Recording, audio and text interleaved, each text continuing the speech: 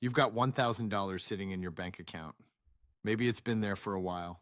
Maybe you worked hard to save it, and now you're thinking, okay, I should probably do something with this.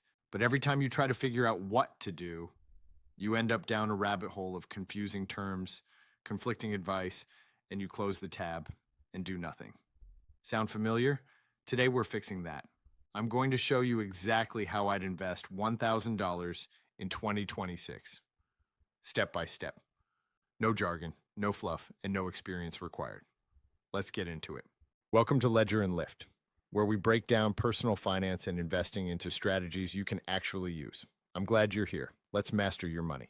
First, let's talk about why $1,000 is actually a great place to start.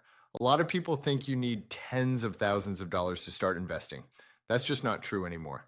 Most platforms today let you start with as little as $1, but $1,000 gives you enough to build a real foundation and enough to actually see your money working for you. Here's something that might surprise you.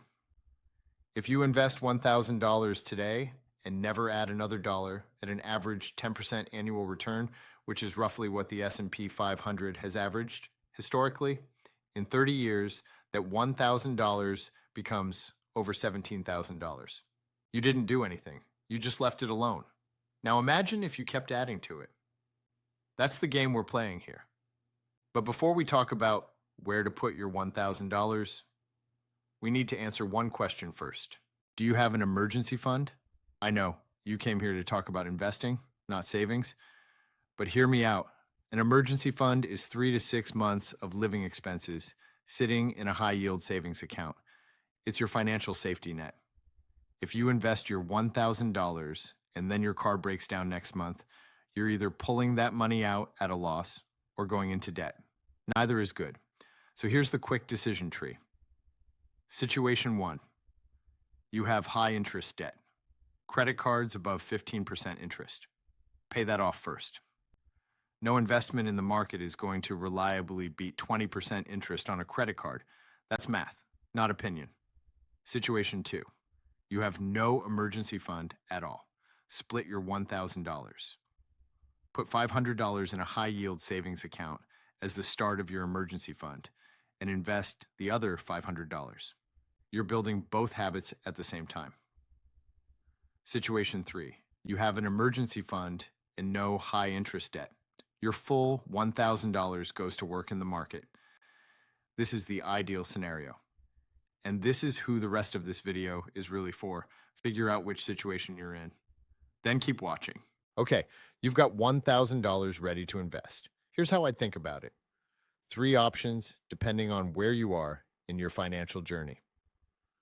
Option 1, the dead. Simple approach. Who this is for? Complete beginners. You want to start investing, you don't want to think too hard about it, and you just want a proven strategy.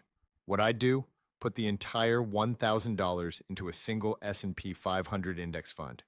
Specifically, I'd look at funds like VOO or VTI from Vanguard or IVV from iShares. These funds track the S&P 500, the 500 largest companies in America, and they've returned an average of about 10% per year over the last 50 years. You're not picking stocks. You're buying a tiny piece of 500 companies at once. Apple, Microsoft, Amazon, Google, all in one fund. The expense ratio on these funds is typically 0.03% to 0.05% annually. That means for every $1,000 you invest, you're paying about 50 cents a year in fees. Practically nothing. This is genuinely what I'd do with $1,000 if I was starting from zero today. Simple, proven, and historically very effective. Option 2, the slightly more hands-on approach. Who this is for, you understand the basics, you want a little more diversification, and you're comfortable checking your portfolio occasionally. What I'd do, an 80-20 split. 80%, $800, goes into a broad market index fund like VTI, which covers the entire U.S. stock market, not just the top 500. 20%, $200, goes into an international index fund like VXUS, which covers companies outside the US. Why bother with international? Because the US won't always be the top performing market in the world. Adding international exposure is simple diversification insurance. You're still keeping it simple, just 2 funds, but you've got broader coverage. Option 3, the beginner-friendly app approach. Who this is for? You want to invest, but the idea of opening a brokerage account and buying funds feels overwhelming. You want something that holds your hand a little. What I do? Use an app like Webull or Robinhood. Webull is great if you want to get started quickly. They offer free stocks just for signing up, and the platform is clean and easy to navigate for beginners. Robinhood is probably the most well-known investing app out there. Simple interface, no commission trades, and great for people just getting their feet wet. Both have no minimum investment requirements and are built specifically for people who are just getting started. I'll leave links to both in the description below. Now I want to talk about the biggest mistake I see first-time investors make. And it has nothing to do with which fund you pick. It's this. They invest their $1,000, the market drops 10% a month later, they panic, and they sell. And when they sell, they lock in the loss. The market always recovers. It always has historically, but only for people who stayed in. Here's the mindset shift you need before you invest a single dollar. This money doesn't exist for the next 10, 20, 30 years. You're planting a tree, not picking a lottery ticket.